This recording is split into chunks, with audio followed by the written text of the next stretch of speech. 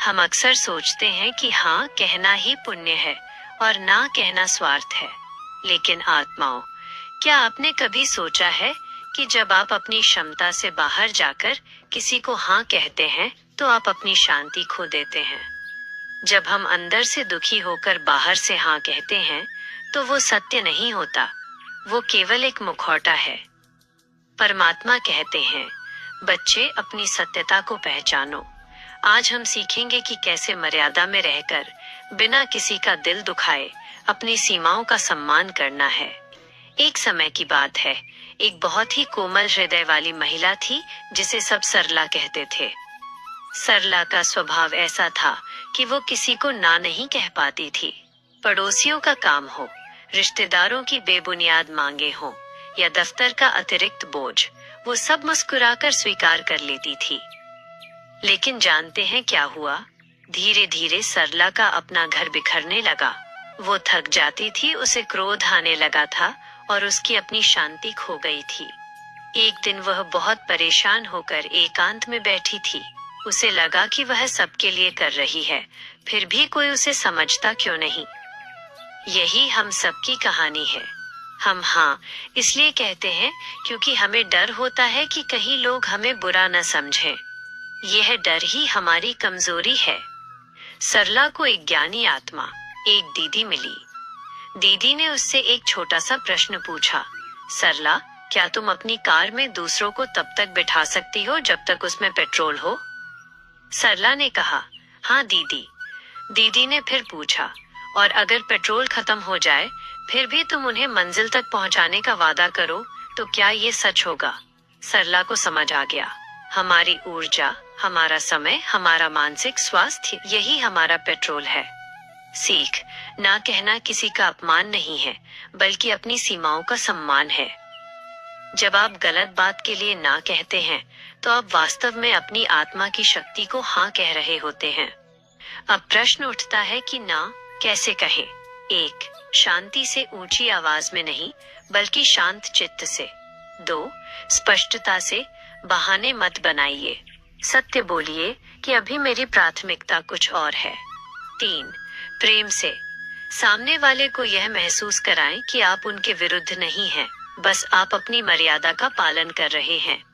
जैसे हम कहते हैं, मैं आपके इस कार्य में सहयोग देना चाहती, लेकिन इस समय मेरा मन और शरीर इसकी अनुमति नहीं दे रहे, मुझे क्षमा करें। इसमें कितनी शक्ति है, कितना आत्मसम्मान है। तो मेरे प्रिय बच्चों, आज से एक संकल्प करें। हम हाँ केवल तभी कहेंगे जब हमारा हृदय गवाही देगा। बोझ बनकर जीना बंद करें। जब आप खुद खुश रहेंगे तभी आप दूसरों को सच्ची खुशी दे पाएंगे। अपनी आंखों को बंद करें और महसूस करें कि परमात्मा की किरणें आप पर पड़ रही हैं। आप एक शक्तिशाली आत्मा हैं। आप अपनी खुशी के मालिक हैं। दीदी कहती हैं, ना कहना सीखो। जीवन में सबको खुश करने की कोशिश आपको थका देगी। जब आप ना कहते हैं तो आप दरअसल खुद को हाँ कह रहे होते हैं। इसके लिए किसी को सफाई देने की कोई जरूरत नहीं है। अच्छे इंसान बनो, लेकिन इसे साबित करने में अपना कीमती समय नष्ट मत करो। आपकी अच्छाई आपकी ऊर्जा है, इसे दूसरों के सर्टिफिकेट की जरूरत नहीं है। अपने कार्य और अपनी योजनाओं को गुप्त रखो। गोपनीयता में एक बहुत बड़ी शक्ति होती है। जब तक कोई पौधा छोटा होता है उसे संभाल कर रखना पड़ता है। जब वो बड़ा वृक्ष बन जाए तभी उसे दुनिया को दिखाओ।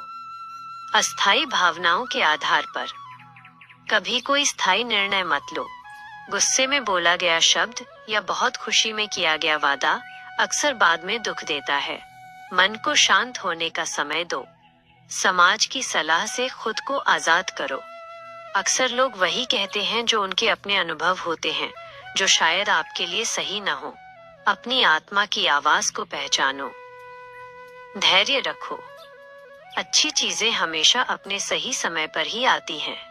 जो लोग रिस्क लेने से डरते हैं वे जीवन में कुछ बड़ा नहीं कर पाते, और जो तुम्हारी इज्जत नहीं करते उनसे दूर हो जाना ही आत्मसम्मान है।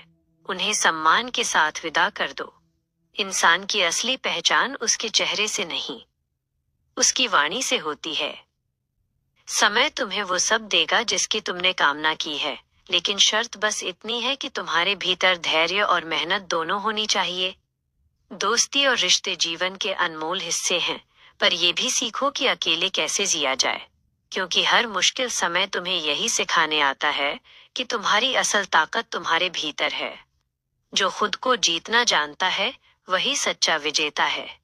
किस्मत भी उन्हीं का साथ देती है जो बहानों में नहीं, बल्कि कड़ी मेहनत में विश्वास रखते हैं। कठिनाई चाहे कितनी भी बड़ी क्यों न हो, उसे मुस्कुराकर पार करो। वक्त के साथ बदलना सीखो। जो समय के साथ अपनी सोच नहीं बदलता, वो अक्सर पीछे रह जाता है। जीवन के अलग अलग पड़ाव पर हमारी प्राथमिकताएं बदलती रहती हैं। शुरुआत में रूप रंग प्यारा लगता है, फिर विचार महत्वपूर्ण हो जाते हैं और अंत में केवल एक दूसरे का साथ मायने रखता है। दुआ करो कि जो तुम्हारे साथ हैं, उनका साथ हमेशा बना रहे। अगर दूसरों के दुख से तुम्हें पीड़ा होती है, तो समझ लो कि तुम एक सच्चे इंसान हो। ईश्वर ने तुम्हें बहुत फुर्सत से बनाया है, पर यह भी याद रखो, जो सबका होने का दावा करता है, वो वास्तव में किसी का नहीं होता। बीमारी सिर्फ शरीर की नहीं होती, कभी कभी दूसरों की कड़वी बातें और नकारात्मकता भी हमें भीतर से बीमार कर देती है। इसलिए अपने मन और अपनी आत्मा को शुद्ध और सकारात्मक विचारों से भरकर रखो।